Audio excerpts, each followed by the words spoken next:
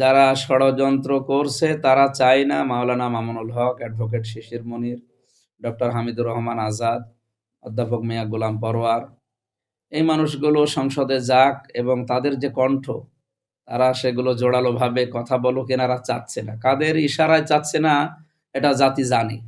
11 দলীয় জোটের বাংলাদেশ ক্লাব মজলিসের আমির ঢাকা 13 আসন নির্বাচন করেছেন।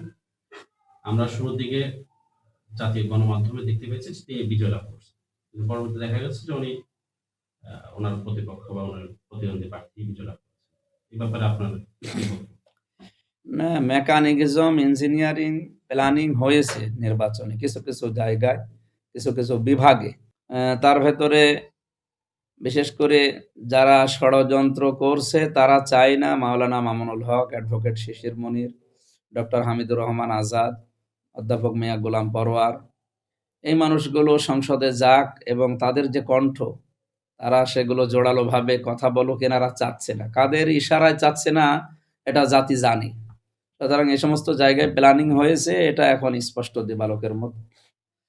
তাছাড়া প্রথম দিকে যেভাবে ভোট গণনা এগিয়েছিল, মামুনুল হক সাহেব ওই জায়গায় অন্তত অনেক ভোটে পাশ করার কথা, কিন্তু শেষের দিকে ভোট গণনা বন্ধ করে দিয়ে এই রাতের ভেতরে ইঞ্জিনিয়ারিং করে শেষ পর্যন্ত ফল যা দেখলাম। মাওলানা মামুনুল হককে সংসদে কতটা দরকার খুব ছিল? জরুরি, অনেক জরুরি ছিল ওনার মতো, ওনার কণ্ঠটা।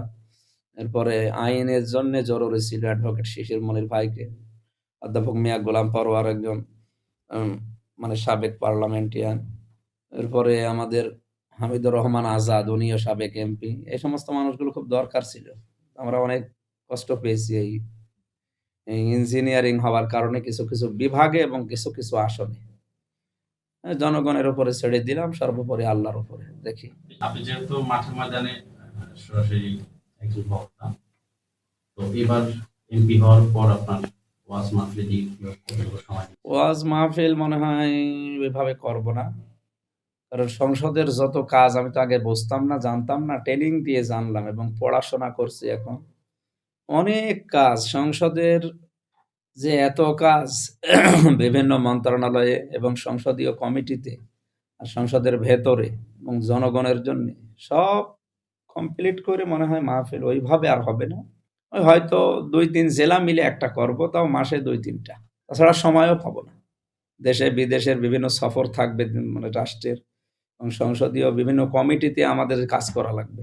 দল সরকারি হোক আর বিরোধী হোক আর স্বতন্ত্র হোক, প্রত্যেক এমপিরই কাজ আছে। সেই হিসাবে 2-3 জেলা মিলে হয়তো একটা মাহফিল করব।